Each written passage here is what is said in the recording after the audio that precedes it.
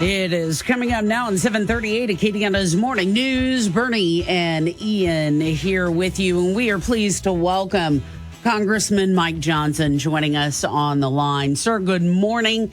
Thank you so much for giving us the opportunity to talk with you about happenings in D.C. and that impact on us. Good morning. Good morning. Great to be with you all again. Yes, we appreciate the time. So many topics I want to talk to you about. I want to begin. I think America was stunned in seeing the man who was armed and arrested near Justice Kavanaugh's home.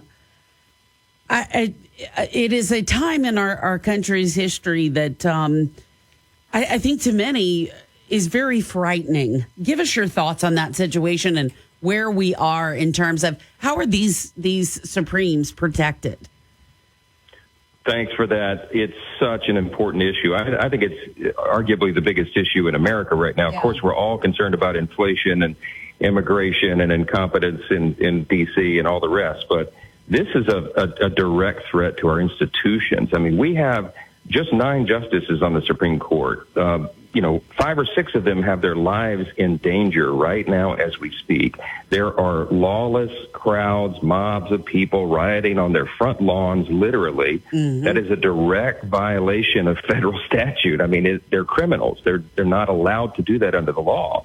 But the Biden administration, Speaker Nancy Pelosi, the Attorney General Merrick Garland at the Department of Justice, none of them will do anything about this. And so they are effectively endorsing that kind of behavior because they will not enforce the law and they will not pass a simple statute to allow protection for the justices and their families, their children. It is just unconscionable. Yeah, it floors me to think that we've become so partisan that even, it's an assault to really the stability, in my mind, of our country in a way.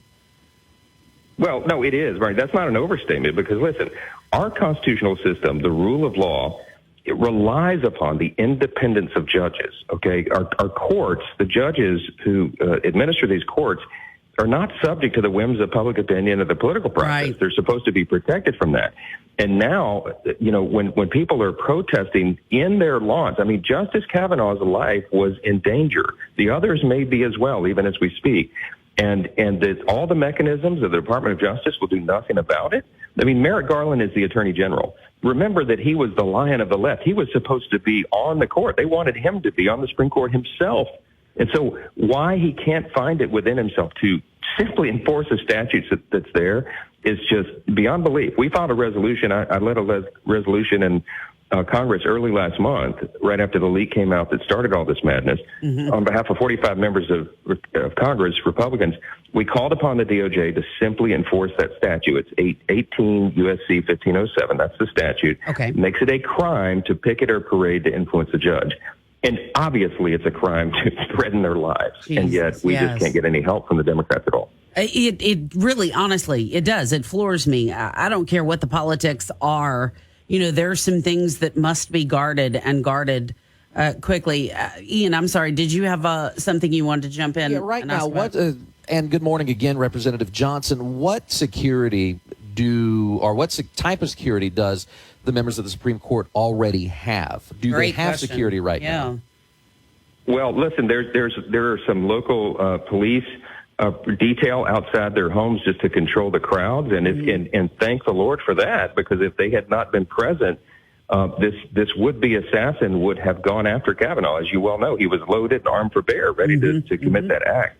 But they need detailed protection. Like other, executives in the executive branch have. Right now, we know that they are under threat. The Dobbs case is pending. Of course, that's the one that we hope and pray will overturn Roe v. Wade after 49 years of this atrocity. And what they're trying to do is intimidate the justices to change their minds on that opinion before it's released. Hopefully it will come out by next week so that we can release some of this tension. But this is a very serious problem. And the other thing is, guys, remember, the Democrats in Congress, in the Senate, in the House, are the ones that unleashed this beast, okay? Remember, it was Chuck Schumer. He's the leading Democrat in the Senate. He stood on the steps of the Supreme Court over a year ago. And he said infamously, I want to tell you, Gorsuch, I want to tell you, Kavanaugh, you've released the whirlwind. You'll pay the price. You don't know what's going to hit you if you go forward with all this.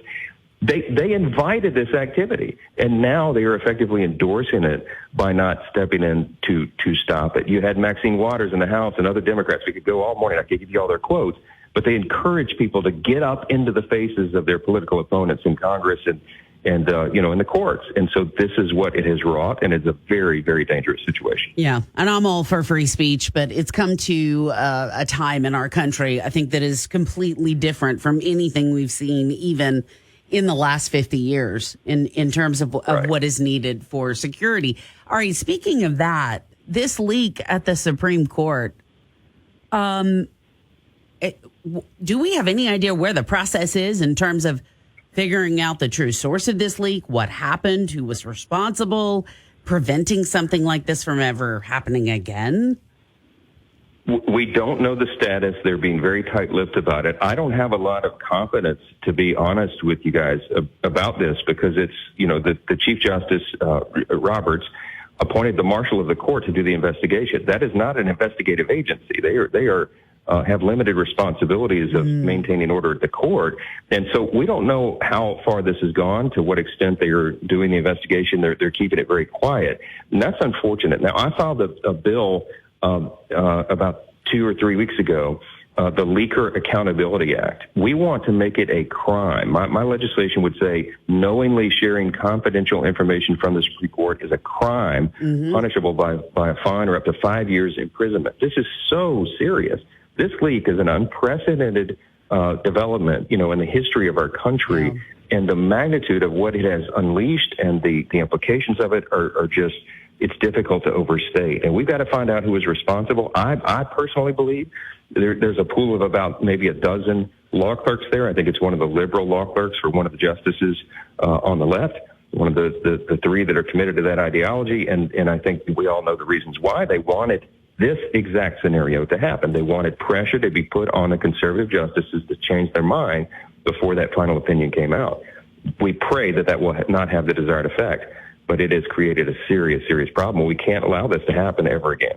So following the investigation, whoever it is, what happens to that person?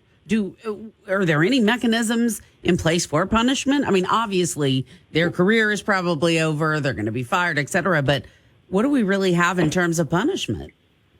Well, that's the problem, Bernie, that we don't. There is no federal statute on point. It is not a crime So currently. sad. And that's what, and that's, no one ever imagined that you would have to do this because, the sanctity of that process, that sacred process they have there it relies upon confidentiality amongst the justices and their clerks. But desperate times call for desperate measures, and that's why I filed the legislation. So no crime has been committed here. Now, they will certainly be disbarred. There'll be a pariah in the legal community, but whoever did this took the risk that they could become, I believe, a lion of the left. They could become a CNN commentator and write books and whatever, and they'll make out fine. But it's a really, really sad situation. Make a fortune off of everything that's happened. I've got to ask you about, too, the things at the border and things that are going on. The average person says, okay, this is something that worries them in terms of security for our country. But, is that overstated? Is it understated? Tell me your perspective, Congressman Johnson. Bernie, great question. I mean, this is something that if you didn't believe in the peace of the Lord that transcends all understanding, you'd be up every night worrying about this, okay? Yeah. This border crisis cannot be overstated. Right now, as we speak, we have the largest caravan ever assembled, currently headed to our southern border, okay? They're incentivized by the Biden administration because their open border agenda, this is all plainly known. Everyone can see it with their own eyes.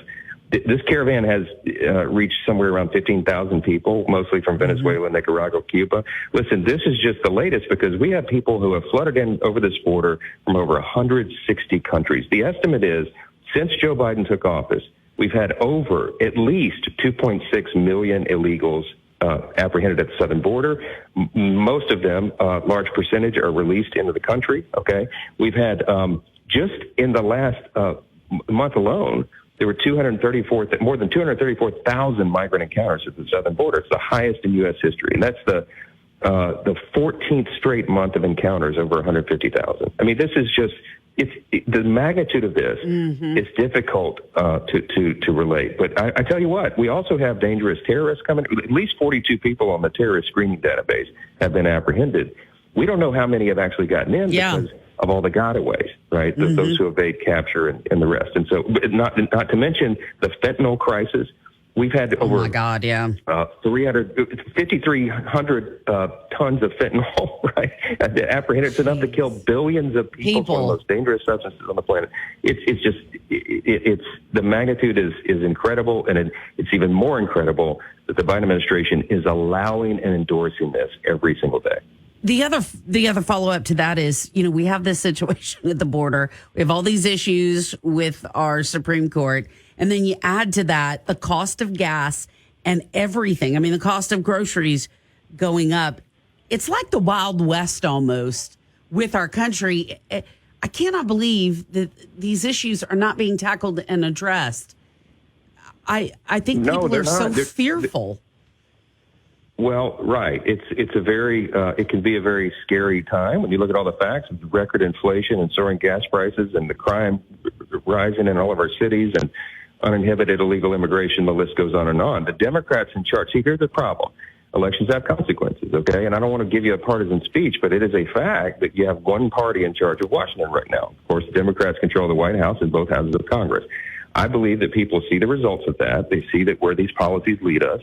These are policy decisions that have led to these crises. There's no question about it. You can draw the line from January of 2021 when Biden took over and the Democrats took over, and compare and contrast that with what the Trump administration, the results of that, it's diametrically opposed because the policy choices are, right? So I think that's going to lead to a massive red wave election. I think it's going to be a red tsunami.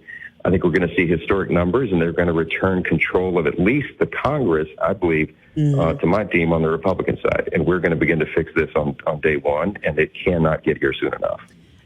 As we're wrapping up, literally only 60 seconds left. Any thoughts on what could be done, what a president could do, or what a body could do just for the inflation side of it, recommendations they could make to the Fed, et cetera? Well, yeah. I mean, the most immediate thing, every economics student, every freshman economics student could tell us if we asked that question this morning, they would say, gee, maybe the Fed and the federal government should stop printing and dropping money into the economy. Yes. Right? I mean, these record levels of massive spending have direct consequences. Of course, it's going to drive inflation up. And they look at this because they subscribe to modern monetary theory. It's like unicorn economics. They pretend that the realities of the economy don't apply. But now we all see that, of course, they do. We all predicted this. We all said it would happen. And eureka, that these laws of economics still work, even though Biden's in the White House. We have more of this ahead because they're not changing course. They're not changing policies. And there's more pain to come, I hate to say it, until we change the power structure here in Washington. Yeah, we've are in trying times, and we'll continue to have those trying times. And we obviously will have to wait and see. Congressman Mike Johnson, thank you for all of the time this morning. We appreciate it, sir. Thank you. We're bullish on America. Hang in there. It's going to get better. Yes, that's right.